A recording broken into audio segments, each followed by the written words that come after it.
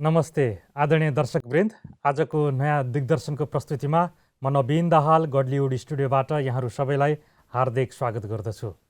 आजको प्रस्तुतिमा पनि हामी खुसी अन्तर्गत केन्द्रित भएर चर्चा गर्नेछौँ। खुसीका बारेमा धेरै कुराहरू हामीले गरिरहेका छौँ र गर्नेवाला छौँ। आजको प्रस्तुतिमा हामी खुसी शीर्षकमा चर्चा गर्नको लागि राजयोगी ब्रह्मकुमार विजयराज सिग्देलसँगै रहनेछौँ। सबैभन्दा पहिला ब्रह्मकुमार विजयराज सिग्देलजीलाई स्वागत गरौँ। विजयराजजी, यहाँलाई आजको प्रस्तुतिमा धेरै धेरै स्वागत छ। ओम शान्ति। ओम शान्ति। हामी खुसी विषयमा केन्द्रित भएर धेरै महत्त्वपूर्ण चर्चा गरिरहेका छौँ, कुरा गरिरहेका छौँ। एउटा मानिस, दुःखी मानिस कसरी सुखी हुन सक्छ, कसरी खुसी हुन सक्छ, खुसीका चरणहरू के हुन्, खुसीका माध्यमहरू के हुन्, खुसी हुनको लागि एउटा मानिसले के गर्न सक्छ आदि इत्यादि थुप्रै महत्त्वपूर्ण कुराहरूको बारेमा रोचक चर्चा गरिरहेका छौँ। विजयराजजी, आज खुसीकै विषयमा केन्द्रित भइरहँदाखेरि एउटा दुखित मान्छे अथवा खुसी गुमेको मान्छे पुनः खुसी हुनको लागि उसले के प्रयास गर्न सक्छ, कसरी गुमेको खुसीलाई फेरि फर्काउन सकिन्छ? धन्यवाद। खुसी यस्तो एउटा मानवीय कला र विधि हो, निधि हो, जसलाई समय समयमा यसलाई निरन्तर रूपमा बनाइराख्ने कलाको बारेमा हामी अपडेट भइराख्नुपर्ने हुन्छ। जहाँसम्म मनोविज्ञानमा खुसीलाई बनाइराख्नका लागि धेरै तरिकाहरू मध्येको एउटा तरिका मलाई ज्यादै मनपर्छ, जसलाई अङ्ग्रेजीमा फ्ल्यासब्याक सिस्टम भनेर भनिन्छ। Flashback system? हजुर। पछि फर्केर हेर्ने। जीवनमा सधैँ हामी असफल मात्रै पनि भएका थिएनौँ। बचपनका दिनहरू हाम्रा लागि स्वर्णिम समयको रूपमा मानिन्छन्। हामी बच्चामा अत्यन्तै सफल थियौँ, हामी हरेक क्षण खुसीमा रहन्थ्यौँ, रमाउँथ्यौँ। त्यो बचपनका दिनलाई फर्केर वर्तमानसँग जोड्न जान्नु एउटा कला रहेछ। म एउटा सानो उदाहरणबाट प्रस्तुत गरौँ। तपाईँ कहीँ कतै बसिराखेको बेला तपाईँको पकेटबाट गाडीको चाबी तपाईँले थाहा नपाइकन खस्यो, मानिलिनुहोस्। तपाईँ 20-22 कदम अगाडि जानुभयो, जब गाडी स्टार्ट गर्न खोज्नुभयो, अनि गाडी स्टार्ट गर्न खोज्दा पकेटको चाबी खोज्नुभयो, पकेटमा चाबी नदेखेपछि अनायास तपाईँले भन्नुहुन्छ, ला चाबी त खस्यो, हरायो। अब भन्नुहोस्, त्यो चाबी जुन ठाउँमा खसेको थियो तपाईँलाई इमान्दारीपूर्वक कुरेर बसिराखेको हुन्छ, ऊ कहीँ पनि हलचल गर्दैन। अब तपाईँ एकछिन आँखा घोरिनुहुन्छ, आँखा माथि लैजानुहुन्छ, एकछिन सोच्नुहुन्छ, म यहाँ पहिला चिया पसलमा गएँ, त्यसपछि पान पसलमा गएँ, अनि म पत्रिका पसलमा गएँ, त्यसपछि म कार्यक्रममा कुर्सीमा बसेको थिएँ, त्यहाँसम्म मलाई याद छ। कतै त्यहाँ पो खस्यो कि भनेर तपाईँ फर्केर त्यो बाटो हुँदै त्यही ठाउँमा, त्यही कुर्सीमा जहाँ बस्नु भएको थियो त्यहाँ पुगेर हेर्दा त त्यो चाबीको जुत्ता त्यहीँ बसिराखेको हुन्छ। अब भन्नुहोस्, हराएको चाबी हो या तपाईँको स्मृति हो? स्मृति हरायो। 100% स्मृति हराएको हो, मेमोराइज नहुन सकेको हो। अब जसरी तपाईँले हराएको चाबीलाई फ्ल्यासब्याक सिस्टममा गएर फेला पारेर गाडी स्टार्ट गर्न हुन्छ भने जीवनमा तपाईँको यस्तो कुनै एउटा घटना घट्यो, यस्तो कुनै परिस्थिति पर्यो, यस्तो एउटा अब्स्ट्याकल्स आयो तपाईँको जीवनमा, जसले गर्दा तपाईँको खुसीलाई कम गरिदियो। अब तपाईँ त्यो चाबीलाई फेला पारे जस्तै खुसीको चाबीलाई फेला पार्नको लागि एकछिन फ्ल्यासब्याक सिस्टममा जानुपर्ने हुन्छ। कति बेलादेखि कति बेलासम्म तपाईँ अत्याधिक जीवनमा खुसी हुनुहुन्थ्यो होला, एकछिन विचार गर्नुहोस्, फर्केर हेर्नुहोस् र त्यही ठाउँमा गएर VAK मेथड भन्छ, पहिला भिजुअलाइज गर्नुहोस्। जतिखेर तपाईँ चरम खुसीमा हुनुहुन्थ्यो त्यसलाई मनस्थितिमा टोटली भिजुअलाइज गर्नुहोस्। विगतका सुखद दिनहरूलाई मनस्थितिमा, स्मृतिमा लिएर आउनुहोस्, जसलाई भिजुअलाइजेसन गर्ने भन्छ। र एक हुन्छ अडिटरी। अडिटरी भन्नाले बचपनमा कसैले भनेका राम्रा राम्रा कुराहरू, प्रेरणादायक कुराहरू अहिले पनि स्पन्दन हुन्छन्, जुन हृदयमा मनरूपी मयूर नाच्न थाल्छ, ती कुराको स्मरण गर्दा मात्रै भने पनि बेला बेलामा ती भनिएका कुराहरूलाई मनमा स्थापित गर्ने प्रयास गर्नुहोस्। र के को अर्थ हुन्छ काइनेस्टिक। काइनेस्टिक भन्नाले त्यो भिजुअल गर्दा, त्यो अडिटरी गर्दा तपाईँको शरीरमा कहीँ न कहीँ त्यो खुसीको प्रभाव पर्छ। कसैको पेटमा पर्छ, कसैको टाउकोमा पर्छ, कसैको कानमा पर्छ, कहीँ न कहीँ शरीरमा त्यसको प्रभाव देखिन्छ। त्यसको पनि एकपटक हामीले महसुस गरौँ। काइनेस्टिक भन्नाले महसुसताको यात्रा। त्यसरी दृश्यावलोकन र यो शब्दहरूको श्रवण र शरीरमा फिलिङ्स, यो 3टा कुराले हाम्रो मनभित्र भएका कयौँ यस्ता फाइल्सहरूलाई रिएडिटिङ गर्न सकिन्छ। भन्नाले रिएडिटिङ भन्नाले तपाईँको मनमा बनिसकेका प्रोग्रामहरू, फाइल्सहरू जसलाई अहिले तपाईँ मैले एउटा मान्यता बनाइसकेको थिएँ, त्यो मान्यतालाई फेरि त्यसलाई त्यो मान्यता पहिला तपाईँलाई राम्रै लागेको थियो, तर अहिले आएर भइदो राम्रो लाग्यो। त्यसलाई फेरि नयाँ फाइल बनाउन चाहनुहुन्छ, नयाँ मान्यता बनाउन चाहनुहुन्छ। अब त्यो भित्र बनिसकेको मान्यतालाई टप्पटिपे फ्याँक्न त मिल्दैन। त्यसलाई रिएडिटिङ गर्नुपर्छ। रिएडिटिङ गर्नको लागि 3टा टुलको प्रयोग गर्नुपर्ने हुन्छ। 3टा टुल, औजारहरू जुन दिनसम्म तपाईँलाई आफ्नो जीवनको अति सुखद क्षणको महसुस भएको थियो त्यसलाई फेरि रिएसोसिएट गर्नुहोस्, भिजुअलाइज गर्नुहोस्, कसैले भनेका कुरालाई सुन्नुहोस् र त्यो सुन्दा र देख्दा शरीरमा कुन ठाउँमा प्रभाव परेको थियो त्यसलाई महसुस गर्नुहोस्। त्यसरी तपाईँभित्र भएका कयौँ यस्ता प्रोग्राम्सहरू, मान्यताहरूलाई सहजै रूपमा तपाईँले रिएडिटिङ गर्न सक्नुहुन्छ। यति गहिराइमा जान सक्नु भएन भने पनि बचपनका दिन कहिले नबिर्सनुहोस्। हिन्दीमा भनाइ छ नि, बचपन की दिन भुला न देना, आज हाँसे कल रुला न देना। यस्तो कर्म गरौँ जसले गर्दा भोलि रुन नपरोस्, सधैँ हाँसिराख्न पाऊँ। त्यसैले फ्ल्यासब्याक सिस्टममा गएर तपाईँले गुमेको खुसीलाई फर्काउन सक्नुहुन्छ। जीवनमा 2 थरी मान्छे खुसी हुन्छन्, एउटा बच्चा, अर्को पागल। पागल पनि मस्तमा हाँसिरहेको हुन्छ, मस्ती लिइरहेको हुन्छ। हामीले उसलाई पागल भन्छ, उसले हामीलाई पागल भनेर आउँछ। वास्तवमा आफ्नो जीवनदेखि मस्ताना भइरहेको हुन्छ। अब पागलै बन्नुहोस् त म भन्न सक्दिनँ, तर बचपनका दिन नबिर्सनुहोस्। मनोविज्ञानमा भनिन्छ बीचबीचमा आफूलाई बचपनका दिनहरू, जीवनमा अति स्वर्णिम समयहरू, तपाईँले गरेर अत्यन्तै खुशहाल भएका दिनहरू, जतिखेर ती मोमेन्ट्सहरूलाई सम्झ्दा अहिले पनि आनन्द लाग्छ, त्यो क्षणलाई फेरि फर्काएर मनमा स्थापित गर्नुहोस्। विगतमा भएका राम्रा कुरालाई वर्तमानमा ल्याएर एसोसिएट गर्ने, जोडिदिने विद्याको नाम हो फ्ल्यासब्याक सिस्टम। ब्रह्मकुमारी फिलोसफीमा यति राम्रो अभ्यास गरिन्छ। यो शरीरभन्दा अघिल्लो शरीर, अघिल्लो शरीरभन्दा अघिल्लो शरीर गर्दै गर्दै गर्दै 84 जन्महरूभन्दा पनि अगाडि तपाईँ ज्योति रूपमा हुनुहुन्थ्यो, परमधाममा हुनुहुन्थ्यो, पिता परमात्माको साथमा हुनुहुन्थ्यो, तपाईँ अत्यन्तै सुखालमा हुनुहुन्थ्यो, खुशहालमा हुनुहुन्थ्यो, ज्योति रूपमा हुनुहुन्थ्यो। अहिले तपाईँ त्यो ज्योति रूपको स्मृति गर्नुहोस् है भनेर पनि हामीलाई यस्तो जीवनमा खुसीको जुन मूल स्रोतसँग जोडिने अभ्यास गरिन्छ। कहिलेकाहीँ स्वर्गको अनुभूति गराउँछ, कहिले बीज रूपको अनुभूति गराइन्छ। मेडिटेसनमा भिजुअलाइजेसनबाट, meditation is nothing, is only the visualisation. महसुस गर्ने, त्यो देख्ने, जीवनमा राम्रा दिनहरू, बचपनका दिन तपाईँ जतिखेर अत्यन्तै निष्फिक्री, बचपनका दिन मात्रै निष्फिक्रीका दिनहरू हुन्छन् नि, ती निष्फिक्री भएका दिनहरू मनमा स्थापित गर्नुहोस्। तपाईँ याद गर्नुहोला, जीवनमा यस्ता क्षणहरू छन् जसलाई अहिले पनि सम्झ्दा बडो आनन्द र मजा लाग्छ। हो, त्यो कुरालाई बेला बेलामा लगेर जोडिराख्न जान्न पर्दो रहेछ। ध्यानको माध्यमबाट शरीरबाट अलग भएर विधेयपनको अभ्यास गर्न सक्नुभयो, अति उत्तम, धेरै राम्रो। त्यो राजयोगाको लामो अभ्यासपछि सम्भव पनि छ। यदि त्यसो गर्न सक्नु भएन भने यही जीवनका बचपनका दिनमा भएका सुखद घटनालाई वर्तमानमा ल्याएर जोडिदिने एउटा ब्युटिफुल अभ्यासले तपाईँको खुसीलाई जीवनमा स्थायी बनाइराख्न सहयोग पुग्छ। धेरैवटा तरिकाहरू छन्। त्यो तरिकामध्ये मनोविज्ञानमा सबभन्दा बढी जोड दिएको छ फ्ल्यासब्याक सिस्टम। पछिल्ला दिनमा जतिखेर तपाईँका राम्रा घटनाहरू भएका थिए, राम्रा कर्महरू भएका थिए, तपाईँका कारणले गर्दा परिवारमा, समाजमा, देशमा जुन राम्रो कर्म भएको थियो, त्यो दृश्यलाई बार बार मनस्थितिमा लिएर ल्याउन जान्न पनि पर्छ। विगतमा जति सुखी सन्दर्भहरू थिए, खुसी सन्दर्भहरू थिए, त्यति नै दुखी सन्दर्भहरू पनि हुन्छ नि। त्यसलाई केलाउँदै सुख र त्यो खुसीयुक्त क्षणहरू मात्रै लिनु पर्यो हैन? हो, अति गहिरो कुरा गर्नुभयो। म चाहन्छु कि यस्तै गहिराइमा हामी जाउँ। सुखका क्षणमा जाँदा बीचबीचमा तपाईँलाई ब्ल्याक स्लट्सहरू भन्छ अङ्ग्रेजीमा। ब्ल्याक स्लट्स भन्नाले काला धब्बाहरू, जसले तपाईँलाई खुसी हुन दिनबाट रोकिदिन्छ, पर्खालको काम गर्छ। त्यो पर्खाललाई तोड्ने पनि अर्को विद्या हामीले चर्चा गर्नेछौँ। सुखमा जाँदाखेरि सुख मात्रै जान दिँदैन, मेमोरिजहरूले त्यो दुःखका क्षणलाई झन् छिटो ल्याइदिन्छ। त्यसका लागि होपोनोपोनो भन्ने एकजना थेरापिस्टले एउटा तरिका सिकाउनु भएको छ। बाई द वे त्यस्तो खासको ब्ल्याक स्लट्सहरू आइहाल्यो, काला धब्बाहरू आइहाल्यो भने, जसरी फुलबारीमा गमलामा लगाएको फुल अनावश्यक रूपमा बढ्न थाल्यो, जसले बिरुवाको सुन्दरतालाई कमी गरिदिन थाल्यो भने बेला बेलामा तपाईँले कैँचीले त्यसलाई छाट्नुहुन्छ नि।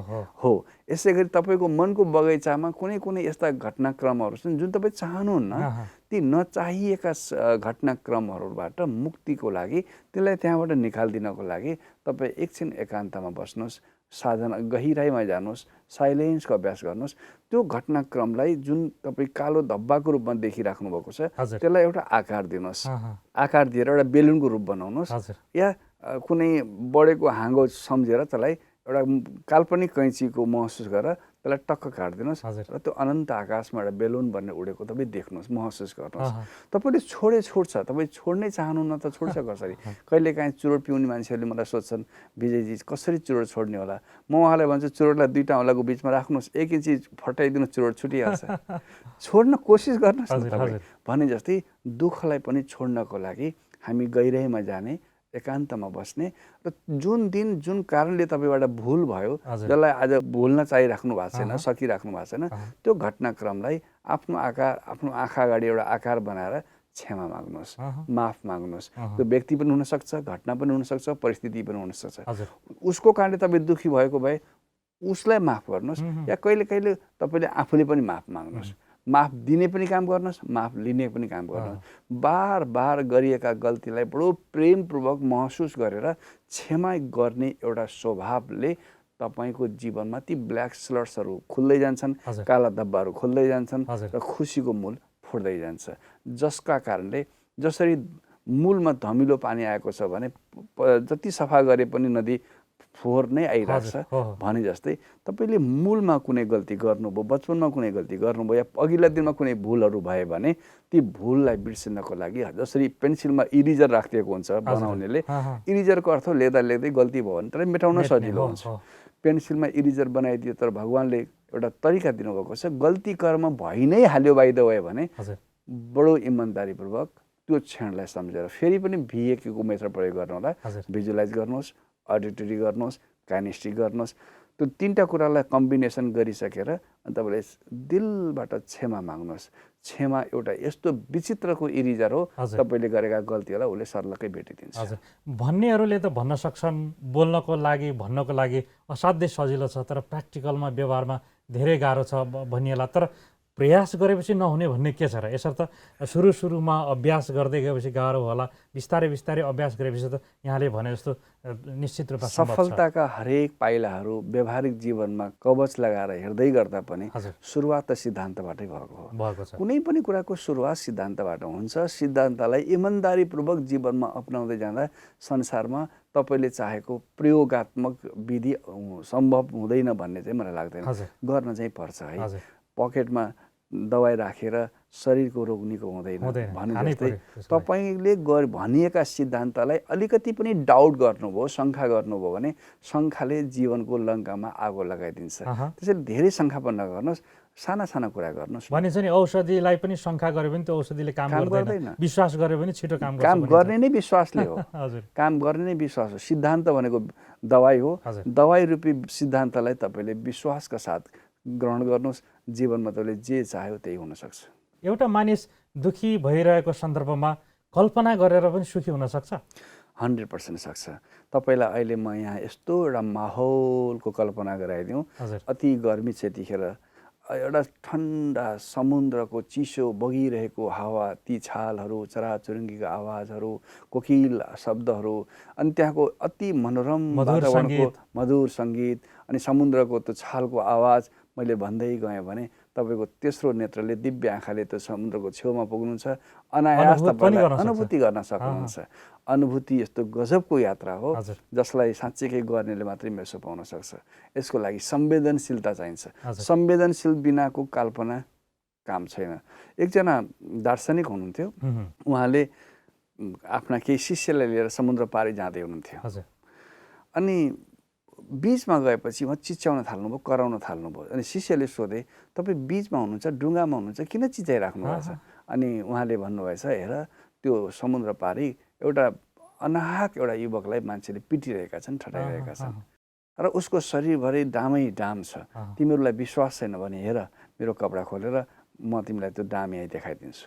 समुद्र पारी कुनै एउटा युवकलाई चुटिराखेको संवेदनालाई उहाँले अनुभूति गरेर शरीरमा त्यो निलो डामहरू सहजै महसुस गर्न सक्नुहुन्थ्यो। यो महसुसताको यात्रा। तपाईँलाई यहाँ बस्दा बस्दै एउटा अत्यन्तै क्रोधी मान्छेको कुरा गर्न थाल्ने सन्दर्भ याद दिलाउन थाल्यो भने तपाईँलाई पनि नजानिदो रूपले त्यो क्रोध मनमा नाउला भन्न सकिँदैन। हजुर त्यसैले संवेदनशीलता सहितको अनुभूतिले जीवनको यात्रालाई सहज बनाउँछ भन्ने कुरा जानकारहरू यो कुरामा एकमत जाहेर गर्छन्। हजुर, कहिलेकाहीँ एक आपसमा भेट हुँदाखेरि तेस्रो व्यक्तिको चर्चा गरेर तेस्रो व्यक्तिको कुरा गरेर पनि मान्छेहरू दुःखी हुन्छन्। कसैले आएर कुनै व्यक्तिको बारेमा नकारात्मक कुरा सुनाइदियो भने सकारात्मक सोचिरहेको राम्रो लागिरहेको मान्छे पनि नराम्रो लाग्न सक्छ, ऊप्रति हेर्ने दृष्टिकोण खराब हुनसक्छ, त्यसले पनि दुःख निम्त्याउँदो रहेछ, तेस्रो पक्षले पनि दुःख निम्त्याउँदो रहेछ। कुरा हो 10 लिटर दुधमा 1 थोपा जहर भए त पुगिहाल्यो फटाउनको लागि। दुध पो धेरै चाहिन्छ, जहर त एउटा भए पुगिहाल्छ। हो, कसैका बारेमा नकारात्मक कुरा गरेर सकारात्मकतालाई फटाइदिन सजिलो छ। त्यसैले सम्भव छ तपाईँ गर्नुहोस्। कसैले तपाईँले नकारात्मक कुरा गर्दैछ भने तपाईँबाट कति सम्भव छ उसलाई सकारात्मक कुराको माहौल बनाइदिनुहोस्। कसैको उपस्थिति नहुँदा उसका बारेमा सकारात्मक कुरा गरेर उसलाई सुख दिन सक्नु जति ठुलो महापुण्य अरू सायदै जिन्दगीमा केही पनि हुँदैन। लगातार सकारात्मक संवेदनाले सकारात्मक भावले मान्छेको जीवनमा खुसी ल्याउन सहयोग पुग्छ। तपाईँ जतिसुकै खुसीको बारेमा चर्चा गर्नुहोस्, मनमा शुभ सङ्कल्प नभएसम्म खुसीको स्थायित्व रहँदैन। पैसाले पैसालाई तान्छ, ज्ञानले ज्ञानलाई बढाउँछ, खुसीको चर्चाले खुसीलाई वात्तै डबल बनाइदिन्छ। कसैले सुनेको रहेछ पैसाले पैसालाई तान्छ भन्ने लागेर एक मोहर पैसा लिएर ब्याङ्कमा गएछ जहाँ पैसाको कारोबार हुन्थ्यो। कर्मचारीको आँखा चलेर ब्याङ्कतिर देखाएर एउटा मोहरको पैसा यसरी समातेर बसिरहँदो रहेछ। उसलाई विश्वास के थियो भने पैसाले पैसालाई तान्छ। धेरै नै बेर त्यो उभिँदा उभिँदा कतिखेर उसको हातको नसा गल्यो थाहा छैन, समातेको एक मोहर झपै खसेछ।